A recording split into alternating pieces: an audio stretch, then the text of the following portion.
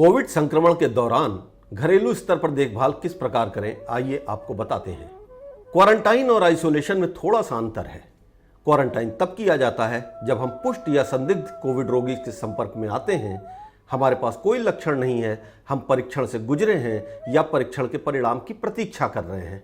हमारे पास कोई लक्षण नहीं है लेकिन कोविड का खतरा है, तो हमें जोखिम को कम करने के लिए अपने परिवार से अलग होना चाहिए। अगर हम घर पर क्वारंटाइन नहीं हैं तो क्वारंटाइन सेंटर बनाए गए हैं। यदि हम कोविड-19 से पॉजिटिव हो जाते हैं तब होम आइसोलेशन किया जाता है। ऐसे में केवल परामर्श चिकित्सक की सलाह पर होम आइसोलेशन का पालन करना है। अगर डॉक्टर अस्पताल में भर्ती होने की सलाह देते हैं तो कृपया अस्पताल में देखभाल करें। यदि व्यक्ति क्वारंटाइन या आइसोलेशन में है तो उन्हें संलग्न या समर्पित शौचालयों के साथ एक अलग हवादार कमरे में रहना चाहिए। परिवार के अन्य सदस्यों के साथ स्थान साझा न करें। व्यक्तिगत वस्तुएं जैसे बर्तन, तौलिए, लिनन, कपड़े आदि को दूसरों के साथ साझा न करें। हर समय उचित रूप से ट्रिपल लेयर मेडिकल मास्क पहने, मुंह और नाक दोनों को ढकना और चेहरे पर अच्छी तरह से फिट होना जरूरी है। कमरे में साफ सतहें जिन्हें अक्सर छुआ जाता है जैसे table top, dark knobs, handle इत्यादि दिन में 1 या 2 बार 1% हाइपोक्लोराइट समाधान के साथ जरूर साफ करें। नियमित रूप से साबुन पानी या सैनिटाइजर से हाथों को रगड़कर 40 सेकंड तक साफ करना चाहिए।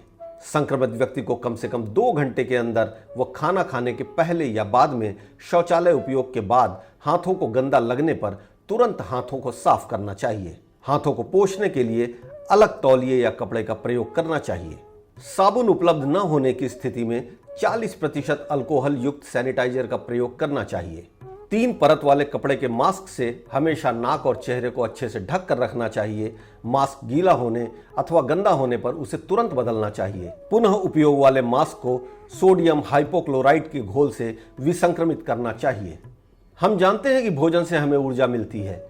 हमें पर्याप्त मात्रा में पानी पीना चाहिए। इन दिनों दस्त के मामले सामने आते हैं, इसलिए पीने के पानी से निर्जलीकरण का खतरा कम हो जाता है। शराब और सिगरेट पीने से बचना चाहिए।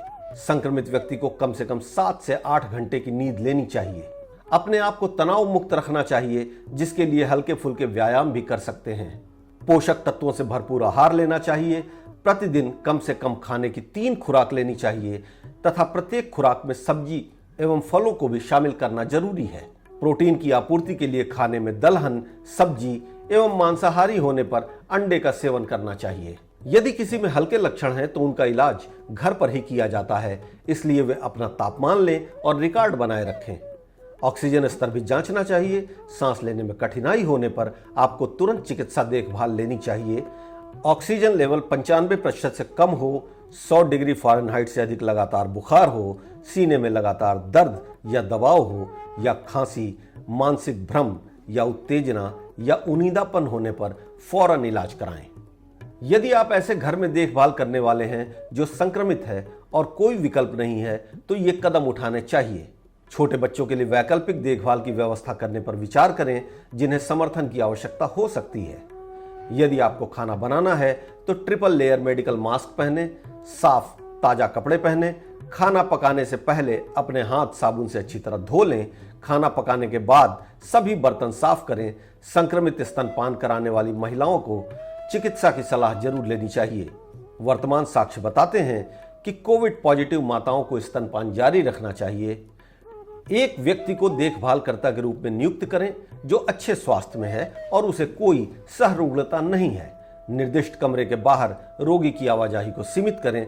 जब तक रोगी पूरी तरह से ठीक नहीं हो जाता है तब तक घर पर कोई आगंतुक नहीं आना चाहिए।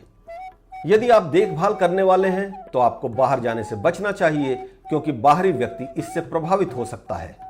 रोगी के कमरे और सतहों को नियमित रूप से घरेलू साबुन या डिटर्जेंट के साथ दैनिक रूप से कम 1 बार साफ किया जाता है और उसके बाद 1% हाइपोक्लोराइट घोल से कीटाणु रहित करना चाहिए। रोगी के कपड़े को अलग से धोया जाना चाहिए। रोगी द्वारा उपयोग किए जाने वाले सभी मास्क, टिश्यू या अन्य डिस्पोजल वस्तुओं को एक बंद कूड़ेदान में अलग करें और केवल निपटान के लिए एक बैग में अलग से पैक करें। परिवार के सदस्यों जैसे बच्चों, बुजुर्गों और मधुमेह और रक्तचाप, कैंसर या सांस लेने में कठिनाई से पीड़ित लोगों के लिए विशेष देखभाल की जानी चाहिए। आपके जिले में आइसोलेशन केंद्रों का विवरण इस प्रकार है। कोविड-19 संक्रमण की जांच प्राथमिक स्वास्थ्य केंद्र, सामुदायिक स्वास्थ्य केंद्र व जिला अस्पताल में निःशुल्क की जाती है। अपने निकटतम जांच केंद्र की जानकारी लेने हेतु आप कोविड हेल्पलाइन पर भी संपर्क कर सकते हैं। कोविड हेल्पलाइन नंबर इस प्रकार है। धन्यवाद। सतर्क रहें, सुरक्षित रहें, स्वस्थ रहें।